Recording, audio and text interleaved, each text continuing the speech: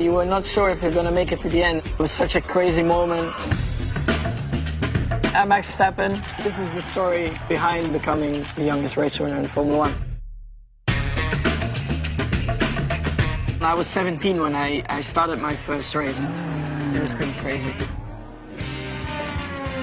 Always, you know, when somebody gets to Formula 1 or whatever, everybody has an opinion. Some said, of course, I was too young, and at the time I didn't even have my driving license. So basically, for almost the whole year, somebody had to drive me around.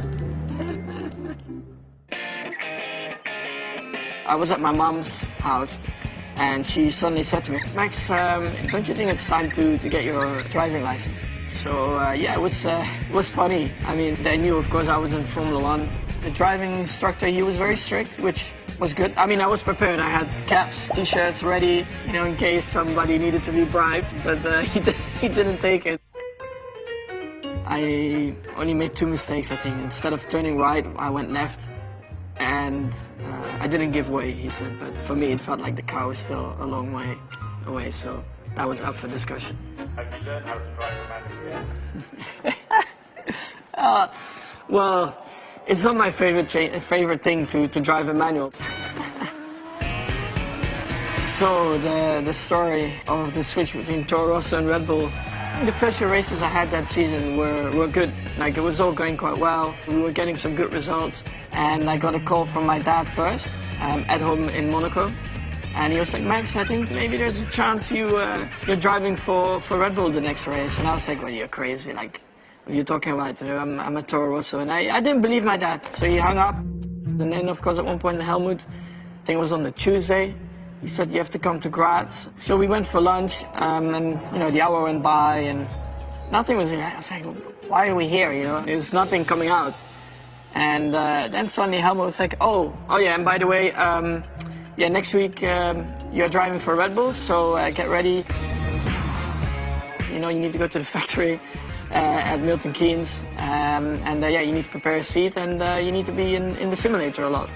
So I was like, okay, like, it just came out very spontaneous, as if it was the most normal thing in the world. Then we went to Milton Keynes, of course, a completely new car for me. Yeah, everything was new, so it was very important to get the basics done.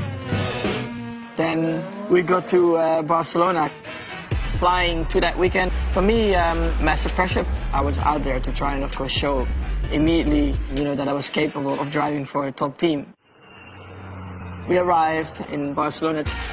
Yeah, of course, a lot of pictures, a lot of questions as well from the media, but they tried to keep me away from a lot of stuff. And then you focus again on what you have to do, and that's perform on the track. Qualifying was all going really well. But then in the second run, of course, where it counts, I locked up in one corner and I lost quite a bit of time, so I was P4. And of course, everyone was very happy, like, well done, Max, like P4. I remember Christian first coming to me at the grid. He was like, just enjoy, you know, try to get some points, but just, you know, get yourself up to speed. Helmut, of course, you know, tried to go for the podium. He was a bit more optimistic. Sitting in my room that night, I was just very excited to start, you know. The first time I actually had a chance of fighting for a podium possibility, so yeah, I was just looking forward to get back into the car. And then, of course, the race. Immediately the car felt nice to drive, so, you know, that was a big plus. And then, big shock, the 2 Mercedes cars, they crash into each other. And suddenly I was into P2. So I was like, well, worst case, I finish 4th, and best case, I'm on the podium. But then when we went on into the race, so I was in the lead, and I had Kimi behind me. Throughout the race, the tires always wear quite a lot, so we were not sure if we were going to make it to the end. Yeah, the last 10, 15 laps, I was like driving on ice.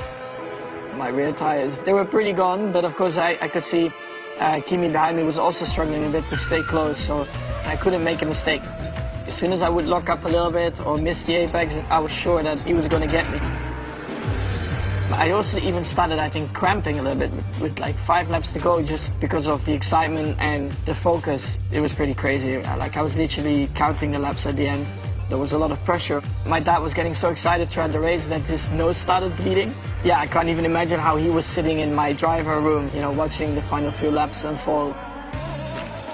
It was very important at the time in the last chicane in Barcelona to always have a good exit. And once I went through the final chicane to start the last lap, and I knew that I nailed it, and I knew that Kimi wouldn't pass me. So I became the youngest race winner in Formula 1.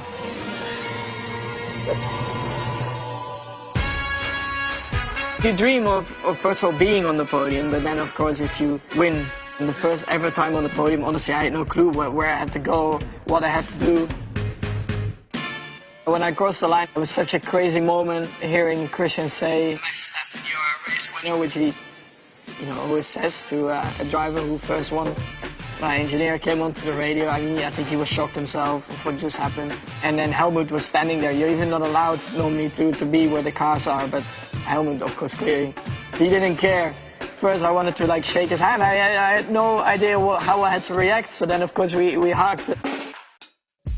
But then, of course, also for me, the most emotional one was when I saw my dad after the podium ceremony, and we finally like hugged each other. You know, it's like an achievement. Yeah, we completed together. Yeah, very special moments. We organized, of course, a private jet with a few other drivers. We had a few fun times in there. There are a few blurs in the night, which I guess is a good thing. Definitely didn't hold back that night, that's for sure. It was like a dream come true, really. First of all, youngest driver in Formula 1, but then also youngest winner. And then it's quite funny when you think about after 2015, they did change the rules that you have to be at least 18 to start your first race in Formula 1. I think that's the best achievement.